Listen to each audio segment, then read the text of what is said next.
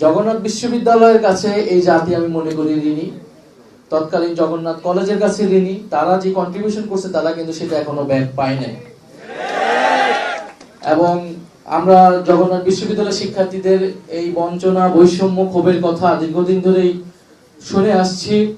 অন্তর্বর্তী সরকারের সময়ও আপনারা বিভিন্ন ইস্যুতে আপনাদের হলের দাবিতে, আপনাদের দ্বিতীয় ক্যাম্পাসের চালু করার দাবিতে, আপনাদের বাজেট বৃদ্ধির দাবিতে, আপনারা সম্পূরক বৃত্তির দাবিতে, অনেক দাবিতে সবচেয়ে বেশি সক্রিয় ছিল জগন্নাথ বিশ্ববিদ্যালয়। কারণ দীর্ঘদিনের ক্ষোভ, বৈষম্য ছিল জগন্নাথ বিশ্ববিদ্যালয়। আমাদের জায়গা থেকে আমরা যখন সরকারে ছিলাম বা সরকারের বাইরে ছিলাম সর্বাত্মকভাবে চেষ্টা করেছি। আমি কয়েকবারই বিশ্ববিদ্যালয়ের শিক্ষার্থী, প্রতিনিধি এবং শিক্ষক যারা ওই সময় ভিসি ছিলেন তাদের সাথে বসেছি, চেষ্টা করেছিলাম। হয়তো কিছুটা সফল হয়েছি, অনেকখানি হতে পারি নাই।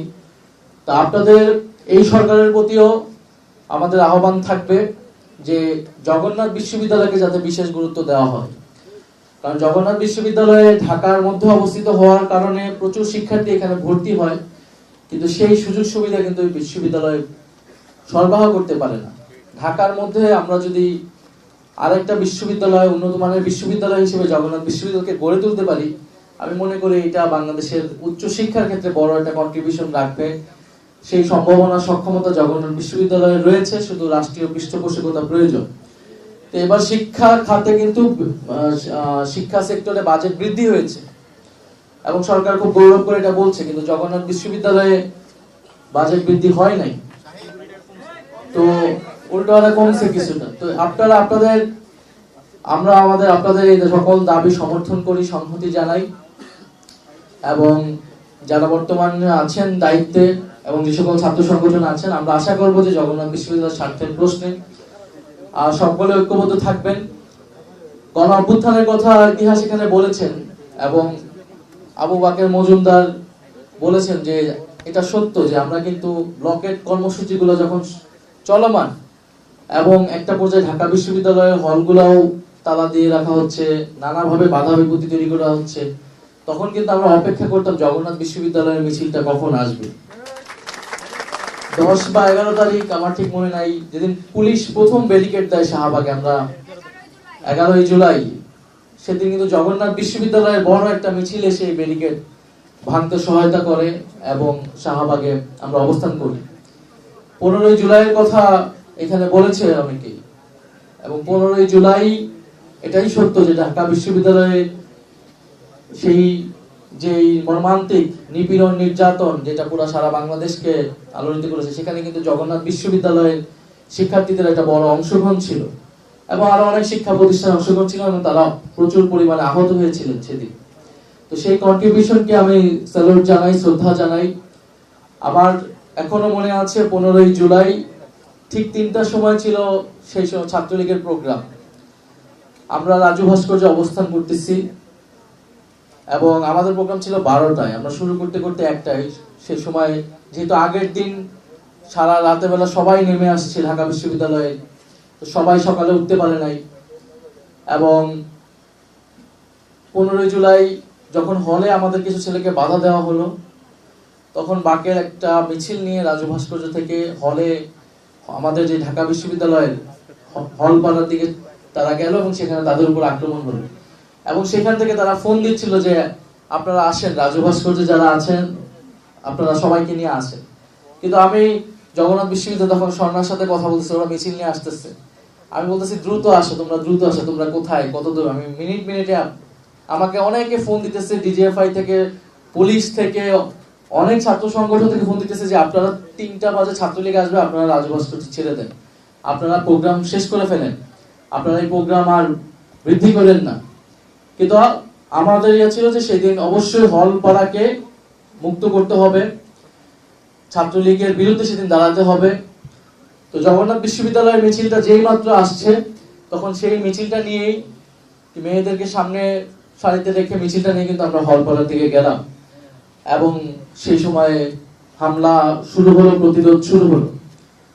ফলে জগন্নাথ বিশ্ববিদ্যালয় এবং 15ই জুলাইয়ের পরেও বিভিন্ন জায়গায় যে যার জায়গা থেকে আন্দোলনে অংশগ্রহণ করেছেন, ফলে গণ অভ্যুত্থান সফল হয়েছে। বাংলা কিউআর যেখানে নগদ পেমেন্ট সেখানে। সারা দেশে 10 লাখেরও বেশি মার্চেন্টে নগদে পেমেন্ট করুন খুব সহজে।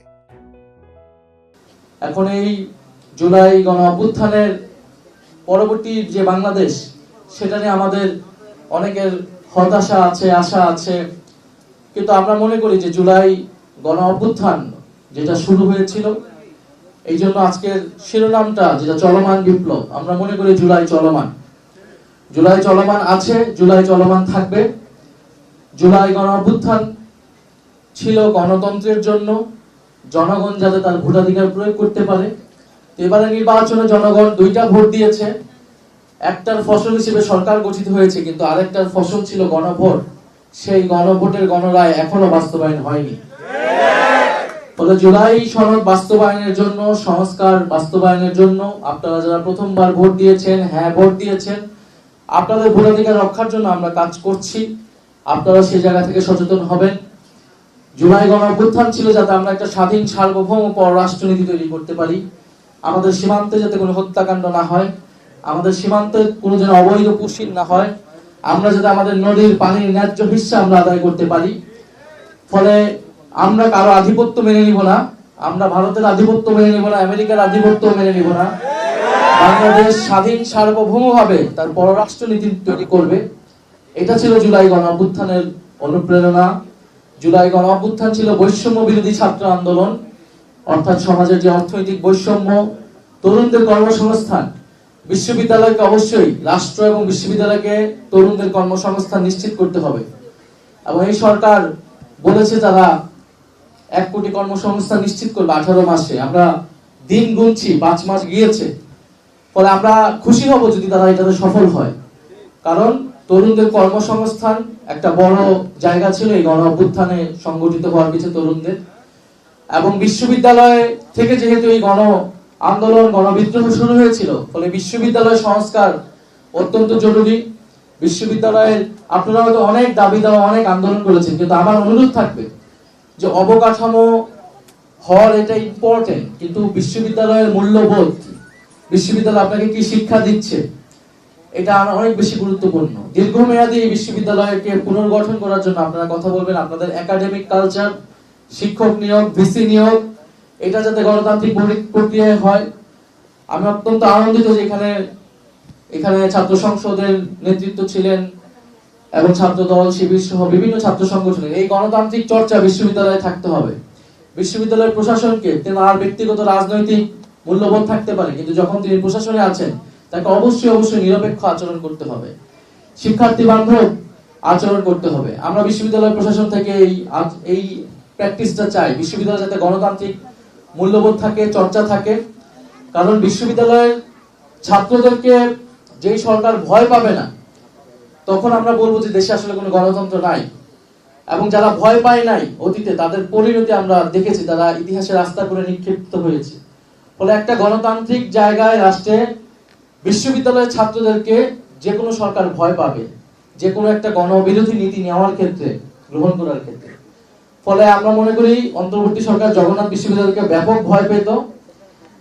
আপনারা বিভিন্ন সময় সেই ভয় দেখিয়েছেন, অবশ্যই ন্যায্য কারণে, যৌক্তিক কারণে। আপনারা এবার কনস্ট্রাকটিভ ভাবে, গঠনমূলক ভাবে আমরা জ্ঞান চর্চায়, আমাদের একাডেমিক জায়গায় বিশ্ববিদ্যালয়কে আরো কিভাবে এগিয়ে নিতে পারি, বিশ্ববিদ্যালয়কে আন্তর্জাতিক ভাবে র্যাঙ্কিং এ আরো এগিয়ে যাবে এই জগন্নাথ বিশ্ববিদ্যালয়, সে আশা আমি ব্যক্ত করি। এবং গণ অভ্যুত্থানের স্মৃতি, এটা আমরা বলবো না এটা কোনো স্মৃতি আমাদের জন্য, আমরা জুলাইয়ের মধ্যেই জীবন যাপন করি, এটা আমাদের জন্য চলমান ঘটনা। এটাকে আপনারা ধারণ করবেন। জগন্নাথ বিশ্ববিদ্যালয়ের যে কন্ট্রিবিউশন, এটা আমি মনে করি যথাযথভাবে ডকুমেন্টেশন হওয়া প্রয়োজন। বিশ্ববিদ্যালয় প্রশাসনের উদ্যোগে, আমি জানি না বিশ্ববিদ্যালয় ক্যাম্পাসে কি ধরনের উদ্যোগ হয়েছে, কোনো স্মৃতিস্তম্ভ হয়েছে কিনা। আমি মনে করি এটা যদি আপনারা করেন, এটা জাতীয় পর্যায়ে আপনারা বিশ্ববিদ্যালয়কে তুলে ধরছেন এবং একটা গণতান্ত্রিক আন্দোলনে যে বাংলাদেশের ইতিহাসের এরকম একটা গুরুত্বপূর্ণ জায়গা জগন্নাথ বিশ্ববিদ্যালয়ের যে ভূমিকা, জগন্নাথ বিশ্ববিদ্যালয়ে একজন শহীদ আছেন, তাদের স্মৃতিস্তম্ভ হওয়া উচিত, ধারণ করা উচিত বিশ্ববিদ্যালয়ে। ডকুমেন্টেশন সব, এবং শিক্ষকরা অনেকে বক্তব্য দিলেন, তাদের অনেক ভূমিকা ছিলেন। জগন্নাথ বিশ্ববিদ্যালয়ের বহু শিক্ষার্থী ফ্যাসিবাদ বিরোধী আন্দোলন থাকার কারণে গুম হয়েছে। আমরা মনে করি জুলাই গণঅভ্যুত্থান ছিল সকলের অংশগ্রহণে, এবং এটা বিএনপি জামাত এনসিপির না, এটা রাজনৈতিক দলের মধ্যে ভাগ বাটোয়ারা না, কেবল এটা জনগণের আন্দোলন, জনগণের গণঅভ্যুত্থান, সাধারণ শিক্ষার্থীদের গণঅভ্যুত্থান। সেই কন্ট্রিবিউশন গুলো যদি আমরা তুলে ধরতে পারি, ইনশাআল্লাহ আমি মনে করি এটা আপনাদের জন্য অনেক সহায়ক হবে।